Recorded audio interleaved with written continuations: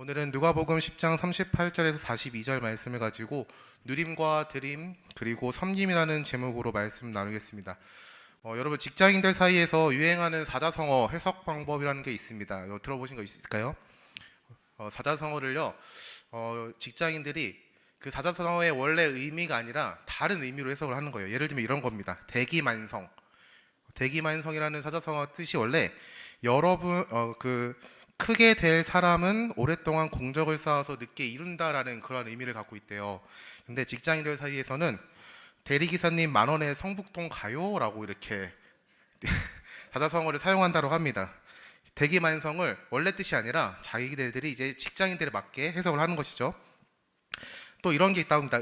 읍참마속이라는 사자성어가 있대요. 저도 처음 들어봤는데 울면서 마속의 목을 배달하는 의미로 공정한 업무 처리와 법 적용을 위해 사사로운 정을 포기한다라는 것들을 가리킨다고 합니다. 좋은 뜻의 사자성어를 직장인들은요 이렇게 이야기한대요. 읍새버릴 수도 없고 참 마음이 속상하네 라고 이렇게 해석을 한다고 합니다. 그러니까 자기를 괴롭히는 상사를 향해서 읍새버릴 수도 없고 참 마음이 속상하네 라고 이렇게 대놓고 말할 수는 없지만 읍참마속 이렇게 사자성어를 가지고 이야기한다고 합니다. 제가 가장 좀 웃겼던 게 있었는데 뭐냐면은 일과 삶의 균형을 좀 중시하는 요즘 젊은 직장인들 사이에서 이렇게 고진감래라는 사자성어를 이렇게 해석한다고 합니다. 고진감래가 원래는 쓴 것이 닿으면은 단 것이 온다 해가지고 고생 끝에 낙이 온다라는 게 원래 고진감래의 참뜻이잖아요. 근데 고진감래를 직장인들은 이렇게 해석한다고 합니다. 고용해 주셔서 진짜 감사한데 집에 갈래라고 해석한다고 합니다.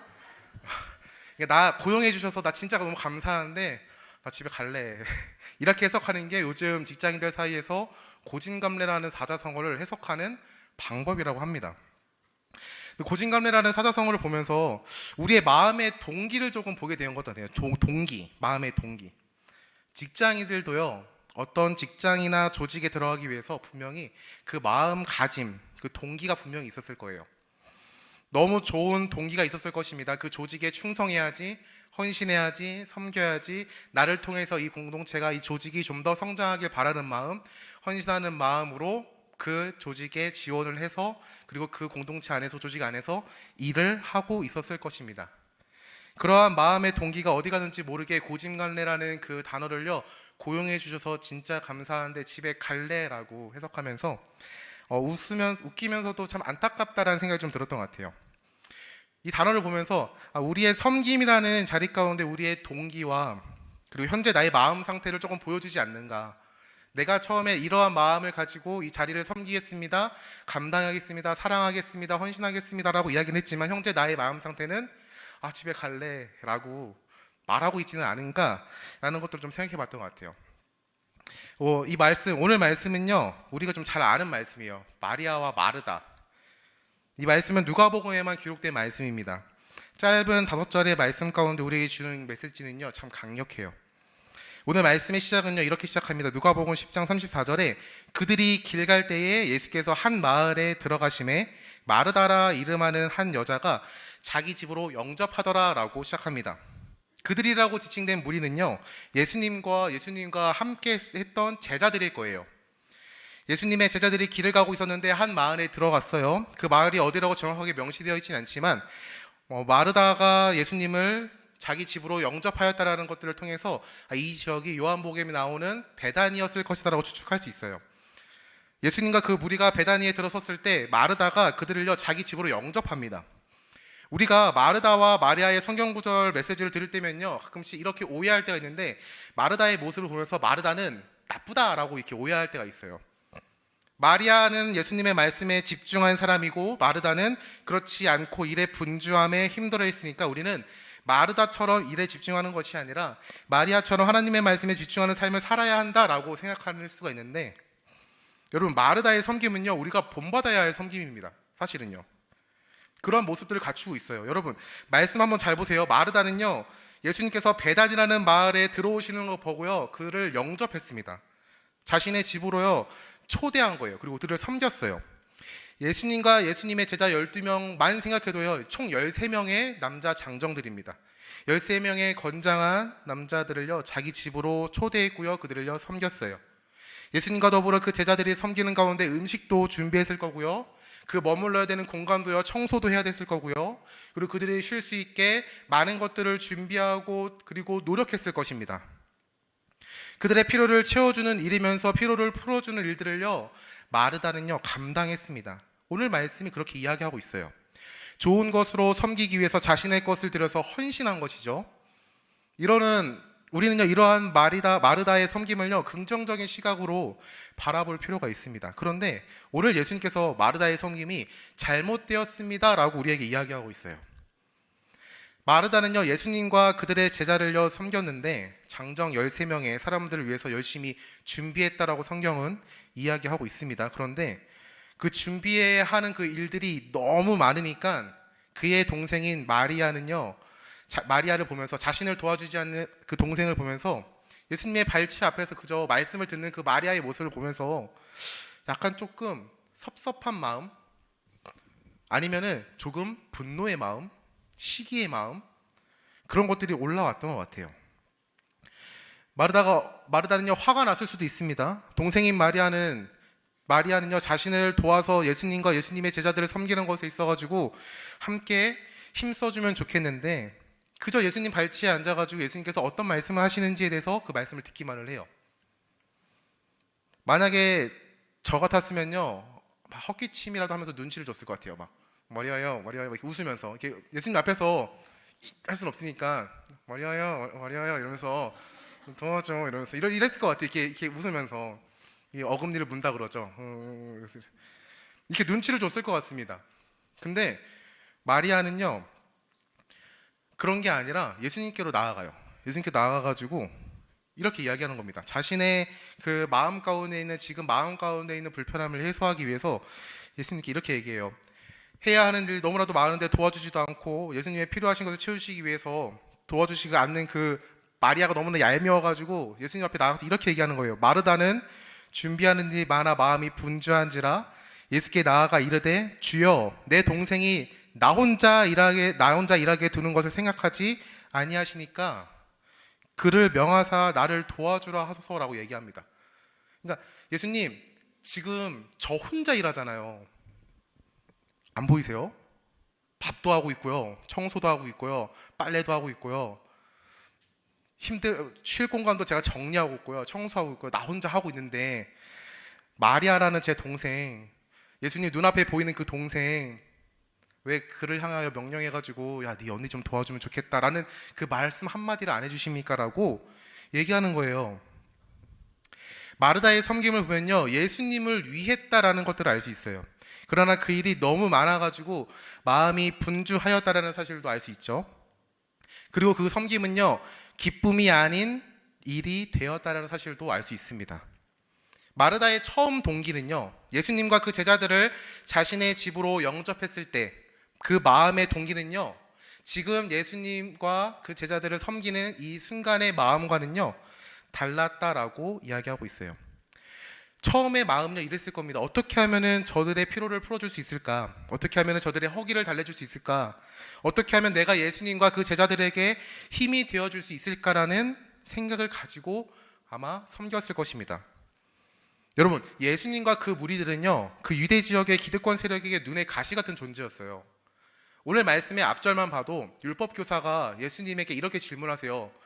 예수님에게 질문을 하는데 그 동기가 마음의 동기가 뭐냐면은 예수님을 시험하고자라고 얘기합니다.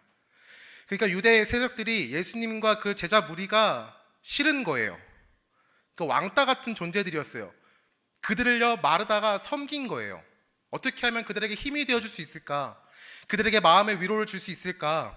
나의 섬김이 어떻게 그들에게 조금이나마 도움이 될 수 있을까라는 마음을 가지고 처음에는 그 동기를 가지고 그들을 섬겼는데 시간이 지나다 보니까 그 마음의 동기가 점점 변하였다라는 사실들을 얘기하고 있습니다. 그들을 향하여 수많은 것들을 준비했는데 그 섬김이 많아지다 보니까 마음이 분주해지는 거예요. 어떠한 많은 일들이 있었는지는 잘 모르겠지만 다양한 일들이 있었을 거예요. 분명히 집이니까 식사를 대접했을 것이고 쉴 곳이니까 쉬어야 하는 장소를 청소했을 것입니다. 다양한 일들이 있었을 거예요. 근데 그 일들 때문에 너 그 일들이 너무 많으니까 마음이 분주해졌다라고 성경은요 이야기하고 있어요. 그리고 그 분주한 마음 가운데 마리아의 모습은요 자신의 마음에 사랑이라는 감정이 아니라 시기와 질투 또는 분노라는 감정으로 변하게 되는 계기가 되었을 것입니다. 그렇기 때문에 예수님을 향하여 하소연을 한 거예요. 주여, 내 동생이 나 혼자 일하게 두는 것을 생각하지 아니하십니까? 그를 명해서 나를 좀 도와라 라고 얘기 좀 해주십시오 라고 이렇게 말씀을 한 거죠. 마르다의 그 모습을 보면요 참으로 어찌 보면은 우리가 예수님, 제가 이렇게 열심히 일하고 있잖아요. 근데 주변 사람들이 저를 도와주지 않습니다.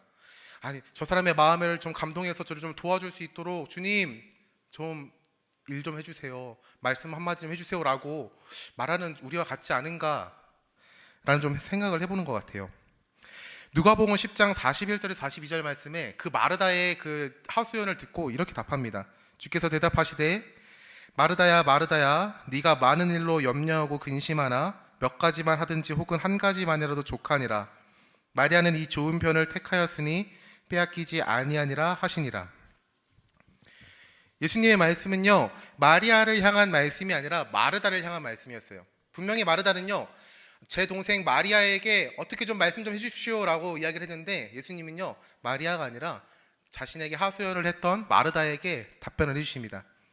그리고 그 답변은요 그 마르다의 마음에 일어난 그 분주함과 동생을 향한 그 안 좋은 감정이 마리아에게 있는 것이 아니다라고 얘기하고 있어요. 예수님은 마르다가 많은 일로 염려하고 근심하였다라고 말씀하십니다. 많은 일들은요 예수님을 향한 섬김이었어요. 어떻게 하면 예수님께 도움이 될 수 있을까? 그러한 섬김이었고요. 어떻게 하면 예수님께 힘이 될 수 있을까라는 섬김이었고, 어떻게 하면 예수님과 그 제자들의 피로를 조금이라도 해결해 줄 수 있을까라는 그러한 마음 가운데 일어난 섬김이었습니다. 고민하고 행동했던 섬김이었던 것이죠. 그 마음의 동기는 좋았으나 그 많은 일들로 인해 가지고 오히려 마르다의 마음을 염려하게 하고 근심하게 하였다라고 성경은 이야기하고 있습니다.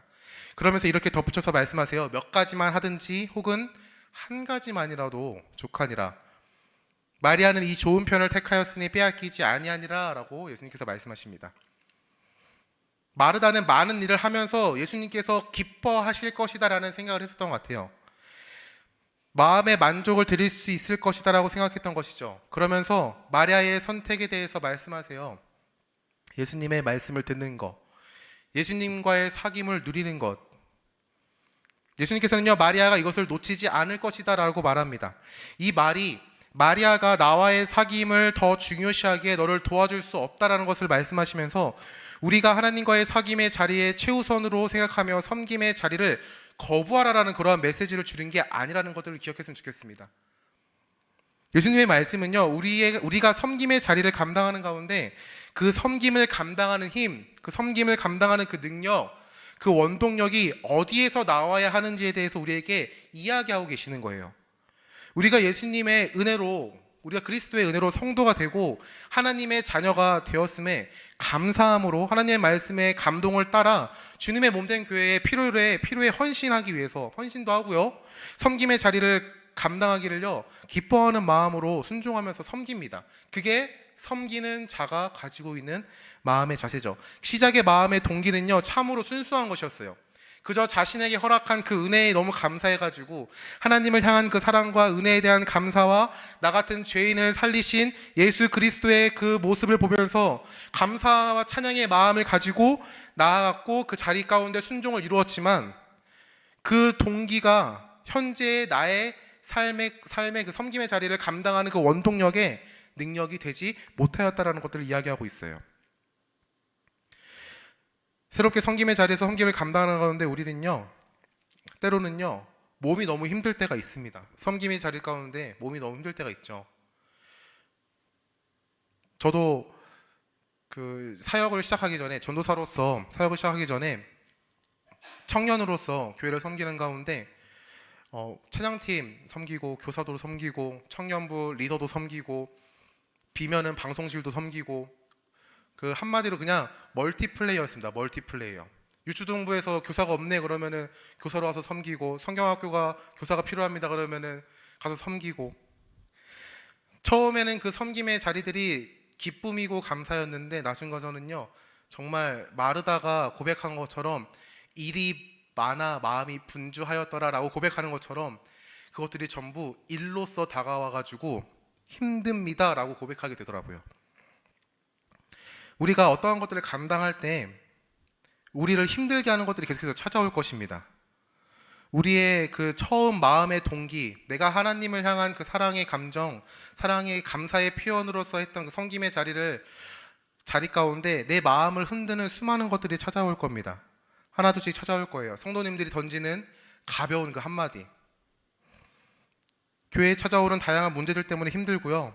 그리고 교회의 섬김으로 인해서 하나둘씩 포기해야 하는 나의 유익, 조금 더 쉬면은 좋겠는데 섬김 때문에 쉬지 못하고 교회에 나가야 되는 상황들, 그리고 아무도 알아주지 않는 것만 같은 그런 섬김 모습 등등, 그런 모습들을 통해서 결국에는 내가 섬김을 감당해야 하는 그 이유들이 하나하나씩 사라지고, 그리고 이제 연말이 되면은 연말 정산하듯이 섬김을 하나하나씩 내려놓는 우리들의 모습을 보게 되는 것이죠. 자리를 그리고 또 피합니다. 집사님 이거 하셔야죠. 그러면은 제가 몸이 안 좋아서. 집사님 이거 찬양팀 내년에도 하실 거죠? 여쭤보면은 제가 내년에 좀 바쁠 것 같아서. 권사님 교사로 섬겨주실 거죠? 이러면 제가 좀 네. 이러면서 어느 순간 내가 그 은혜에 감사해서 섬겼던 그 마음들이 사라지고 섬김의 자리가 부담이 되고 은혜가 아니고 기쁨이 아니고 오히려 피해야 되는 그러한 자리로 바뀌게 되는 것이죠. 그러면 우리가 그 섬김의 자리를 감당하는 것에 있어 가지고 어떻게 해야 할까요? 그 섬김의 자리를 감당하는 것에 있어 가지고 우리는 어떻게 해야 할까? 너무나도 간단한데, 섬김을 감당하기 위해서는요 우리는요 은혜가 필요합니다. 그 은혜 때문에 우리는요 섬길 수 있고요, 그 은혜로 우리가 섬김을 감당하는 것이죠. 섬김은요 은혜를 흘려보내는 일입니다. 주님의 몸된 교회에서 필요한 섬김의 자리에서 은혜를 흘려보내는 충성된 헌신이 섬김인 것이죠. 섬김은요 은혜가 절실하게 필요합니다. 그 은혜는요 내 안에서 역사하시는 성령 하나님으로 역사하시는 그 은혜입니다. 내 마음을 가득 채우는 하나님의 사랑이신 것이죠. 그 섬김을 감당할 수 있는 그 능력과 힘과 원동력을 그렇다면 우리는 어떻게 공급받을 수 있을까라는 고민을 좀 해보게 되는 것 같아요. 우리 안에서 역사하시는 성령 하나님의 은혜와 섬길 수 있는 사랑을 어떻게 공급받을 수 있을까? 우리는 정답을 압니다. 그 은혜 자리 가운데로 하나님께서 부르신 그 은혜의 자리에 우리가 참여하는 거예요. 너무나도 당연하게 아는데 그것을요 우리는요 잘 못해요. 섬기는 가운데 힘들어 죽겠습니다라고 이야기하고 불평과 불만을 하는데, 정작 하나님께서 그 힘듦과 어려움들을 해결해 줄 수 있는 은혜의 자리 가운데로 초청을 해주지만 그 은혜의 자리를요 마다합니다. 하나님께서는요 우리를요 계속해서 은혜의 자리로 초청을 하세요. 충성된 헌신을 감당하기 위해서는 은혜가 필요한데, 하나님께서는요 그 은혜를 공급해 주시기 위하여 은혜의 자리 가운데로 우리를 계속해서 부르십니다. 계속해서 말씀의 자리로 부르시고요, 기도의 자리로 부르시고요, 예배의 자리와 찬양의 자리로 계속해서 불러주시는 거예요. 사람을 통해서, 상황을 통해서, 그리고 어떠한 계기들을 통해서 계속해서 이 자리 가운데로 우리를 불러주시는 것이죠. 그러면서 그 가운데 말씀을 통해서 우리에게 충만한 은혜를 허락하시고요, 기도를 통해 가지고 우리의 아픔과 슬픔을 어루만지시는 회복의 하나님을 우리는요 누리고 그 가운데 하나님 앞에 다시 한번 결단하게 됩니다. 찬양의 자리 가운데 우리 안에 있었던 죄악된 모습들을 다시 한번 고백하고 그 가운데 다시 한번 결단함으로써 내가 어떠한 동기와 이유 때문에 하나님께서 허락하신 그 섬김의 자리를 감당했었는지를 다시 한번 생각하고 상기시키면서 결단함으로 나아가는 것이죠. 그 하나님의 놀라우신 그 은혜를 우리가 먼저 누려야 합니다.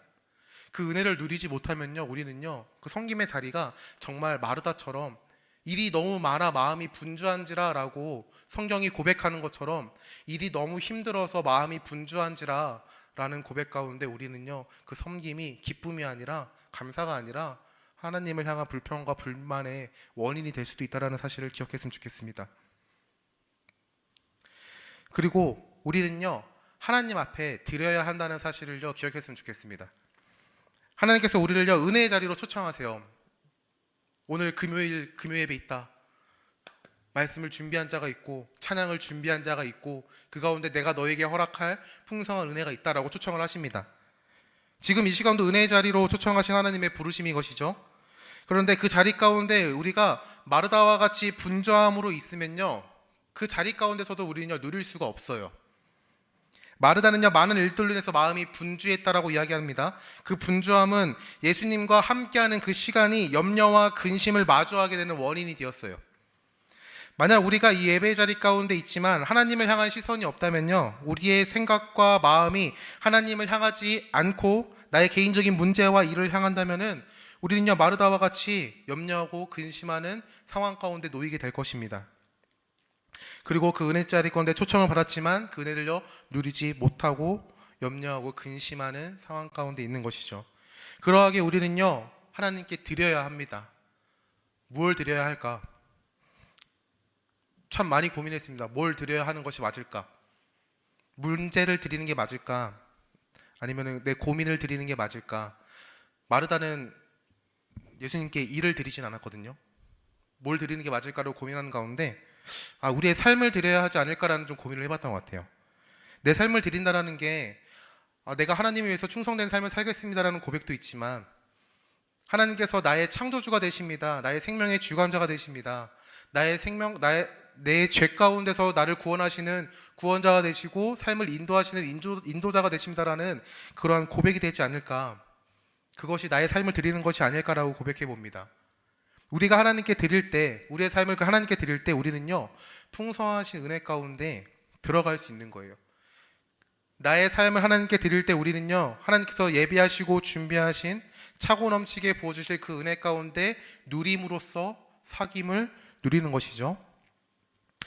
여러분, 부끄럽지만 허락하신 은혜를 하나 나누고자 합니다. 지난주에 있었던 일인데, 지난주와 이번 주는요 저에게 엄청나게 바쁜 기간이었어요. 한 주였습니다. 2주 동안 저 이렇게 좀 표현하기가 그렇지만 제가 2주 동안 이번 학기 들어서 가장 열심히 공부한 주였어요. 항상 열심히 공부를 합니다. 네, 항상 열심히 공부하는데 그 열심의 차이가 이렇게 상대방과 나와의 그 차이가 있기 때문에 열심히 하지 않는다라고 보일 수도 있지만 이번 주와 지난 주는요 저희 학기 말이었기 때문에 과제와 그 시험을 준비하느냐고 정말 열심을 다한 한 주들을 보냈습니다. 참 바쁜 일이었죠. 한 주 동안 과제가 5개가 있고 뭐 시험도 5개가 있고 하는데 아이들의 설교도 준비해야 되고 교회 사역도 준비해야 되고 과제도 준비해야 되고 시험도 준비해야 되고 이런 등등등등 많은 이유 때문에 지난주 금요 예배 때 금요 예배 이 자리 가운데 있는데 그 예배 가운데 제가 누리지 못한다는 사실들을 순간 마주하게 됐어요. 설교 전에 찬양을 하는데 기쁘지가 않은 거예요. 기쁘지가 않다라는 표현이 뭔가 이렇게 즐겁지 않다, 좋지 않다라는 게 아니라 내가 해야 될 것들이 머릿속에 막 남아있으니까 과제가 뭐가 남았고 언제까지 뭘 제출해야 되고 이거 어떻게 해야 된다라는 것들이 막 머릿속에 복잡하게 있다 보니까 그 찬양의 가사들이 귀에 들어오지 않고 즐겁지가 않더라고요. 행복하지 않더라고요.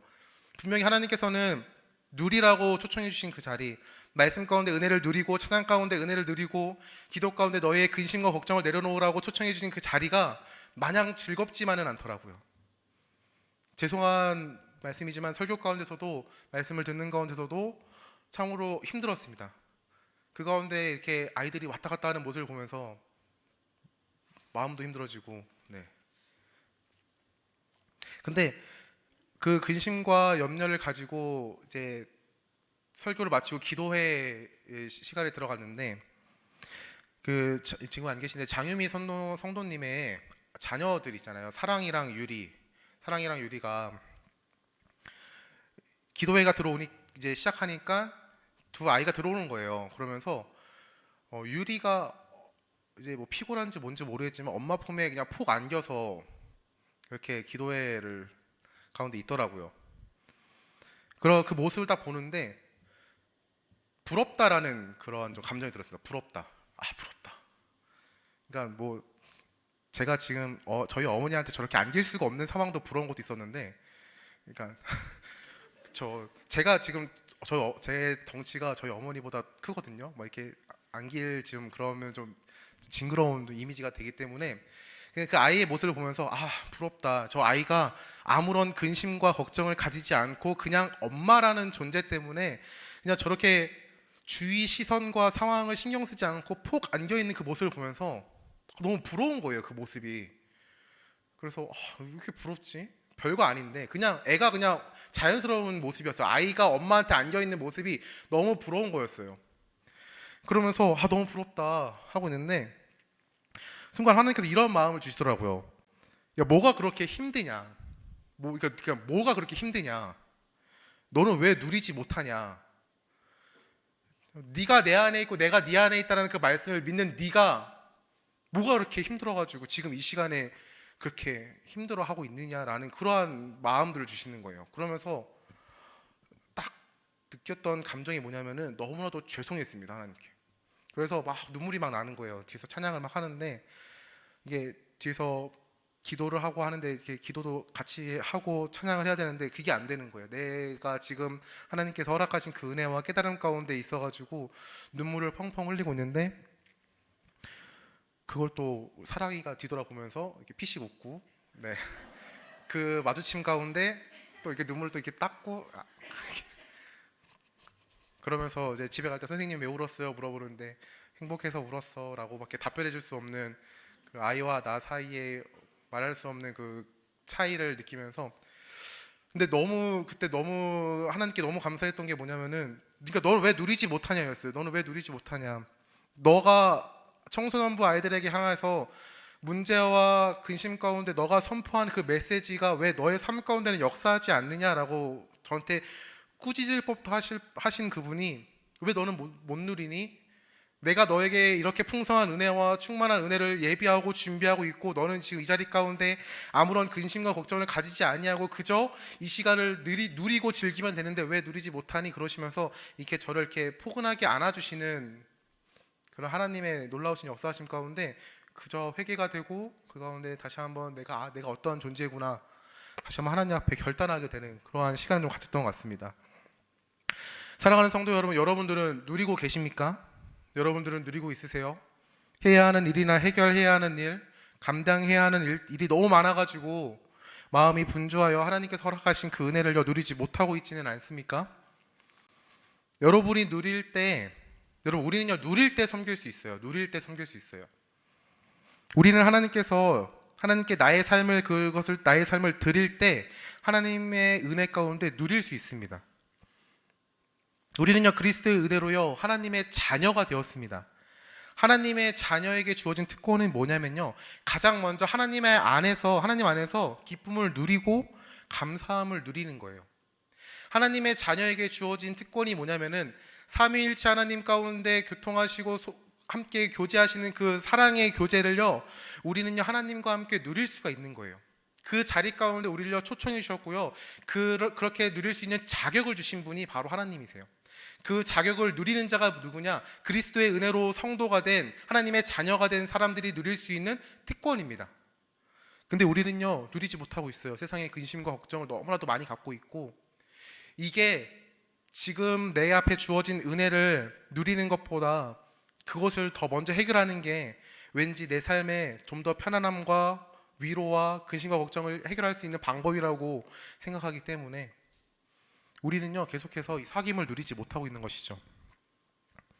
여러분 그 은혜 가운데 허락하신 은혜를요 누릴 수 있는 자 되길 소망합니다. 하나님께서 여러분들에게 허락하신 은혜가 정말 차고 넘치게 쏟아 부어 주신다라는 표현 있잖아요. 차고 넘치게 허락하셨음을 기억할 수 있길 바랍니다. 어떤 TV 프로그램을 통해서 알게 된 사실인데요. 안녕하세요라는 그 TV 프로그램이었던 것 같아요. 이런 이야기를 했습니다. 누군가를 사랑할 수 있는 것은 내 안에 그 사랑이 충만함을 넘어 차고 넘쳐 흐를 때 가능하다. 누군가를 사랑한다는 것은 그 차고 넘쳐 흐르는 사랑으로 가능하다라고 이야기합니다. 그러니까 우리는요 내 안에 있는 사랑을 나눠줌으로써 사랑할 수 있다라고 생각하는데 내 안에 사랑이 100%가 차지 않아도 내 안에 100이라는 사랑이 있으니까 조금씩 나눠주면은 사랑할 수 있지 않을까라고 저는 이렇게 생각했어요. 근데 이 말을 들으면서 그렇게 할 수 있는데 왜 그렇게 못하지라고 의문을 좀 갖고 있었는데, 말씀을 좀 묵상하면서 느낀 게 뭐냐면은, 내 안에 은혜가 충만함 가운데 은혜가 차고 흘러 넘칠 때 우리는요 그 은혜를 가지고 섬길 수 있어요. 내 안에 은혜가 90이라는 100 중에 90만 있으면요 계속 나눠주다 보면은 어느 순간 밑바닥을 드러내게 됩니다. 그리고요 그 섬김의 자리 가운데 어느 순간 내 의가 드러나요. 내가 이렇게 했잖아, 왜 못해? 하나님 제가 이렇게 했잖아요, 이것 좀 해주세요. 어느 순간 그 일들을 감당하는 그 원동력이 어느 순간 보니까 내가 했습니다라고 고백하면서 하나님께 뭔가를 달라고 요구하게 됩니다. 그러면서 느낀 게 뭐냐면은, 내 안에 은혜가 차고 넘쳐 흐를 때 그 넘쳐 흐르는 은혜를 가지고 누군가를 섬길 수 있구나라는 것들을 좀 깨닫게 됐던 것 같아요. 여러분 누릴 수 있길 바랍니다. 우리 안에 차고 넘치게 허락하신 그 은혜를요 기대했으면 좋겠습니다. 마르다는요 예수님과 함께하는 마리아의 모습을 보면서 그 자리 가운데 함께 동참해야 하는 게 예수님께서 원하시는 메시지가 아니었을까라고 고민 좀 해봤어요. 우리가 섬김의 자리를 감당한다고 그러죠. 교회 공동체 안에서의 섬김뿐만이 아니라 하나님께서 우리를 세상 가운데 보내신 그 섬김의 자리 가운데서도 우리가 은혜로서 감당할 수 있길 바랍니다. 누군가를 사랑하는 거, 나의 가족과 자녀부터 시작해가지고 나의 직장에 있는 공동체 안에 있는 사람들과 그리고 그 안에 있는 많은 사람들을 감당한 사람들에게 사랑하고 섬기는 그 모습들이 그 은혜 가운데 충만함으로 그들을 섬겼으면 좋겠습니다. 여러분 말씀을 마치겠습니다. 앞에 말씀드렸던 고진감래 직장인이 번역을 어떻게 했는지 기억하시나요? 고용해 주셔서 진짜 감사한데 집에 갈래. 아마 그들의 처음 마음은요 헌신하고자 하는 마음이었고요, 충성하고자 하는 마음이었고, 이 조직을 어떻게든 좋은 공동체와 좋은 회사로 발전시켰으면 하는 마음이었을 것입니다. 그러나 그 마음이 변했던 것이죠. 우리의 섬김에 있어서도요 우리의 마음은요 변할 수 있어요. 섬김의 자리에 초청해 주신 그 처음 마음, 감사와 헌신과 충성된 마음이 나의 힘과 능력으로 감당하고자 그렇게 노력할 때 불평과 불만이 늘어나고 감사가 사라지고 하나님 앞에서 우리의 악함들이 점점 드러난다라고 생각합니다. 그러나 우리는요 하나님께서 허락하신 은혜로 그 섬김을 감당할 때 우리는 감사의 고백이 끊어지지 않게 될 것이고, 하나님께서 허락하신 섬김을요 잘 감당할 수 있을 거라고 고백해 봅니다. 섬김의 자리 가운데 초청의 메시지가 있다면요, 아직 섬김의 자리를 감당하지 아니하고 그 초청에 마음에 감동하심이 있다면요 순종하는 마음으로 나아갈 수 있길 바랍니다. 나의 능력과 나의 은사가 맞는가라고 고민하는 가운데 기도하시는 마음으로 순종했으면 좋겠습니다. 그리고 섬김의 자리를 감당하고 있는 성도님들이 계신다면요 그 은혜를요 누리고 나의 삶을 드리고 허락하시는 풍성하신 은혜 가운데 허락하신 섬김을요 잘 감당할 수 있길 바랍니다. 그 섬김을 감당하는 데 있어서 하나님께서는요 우리에게 차고 넘치게 은혜를 부어주시겠다라고 약속하셨어요. 여러분 차고 넘친다라는 게 어떤 표현인지 아십니까? 그러니까 내 능력보다 하나님께서 허락하시는 그 은혜가 너무나도 크다라는 거예요. 이 차고 넘친다라는 표현이 뭐냐면은 내가 갖고 있는 능력이 100이라고 생각했는데 하나님께서는요 200, 300 계속 부어주시는 거예요. 그 가운데 우리는요 하나님께서 허락하신 섬김의 자리를 감당할 수 있는 줄 믿습니다. 여러분들이 우리가 그런 사람 됐으면 좋겠습니다. 그런 성도가 됐으면 좋겠고요. 그리고 그게 단순하게 교회 안에서만의 섬김이 아니라 세상 가운데로 흘려 보낼 수 있는 섬김이 될 수 있기를 주님의 이름으로 축원합니다.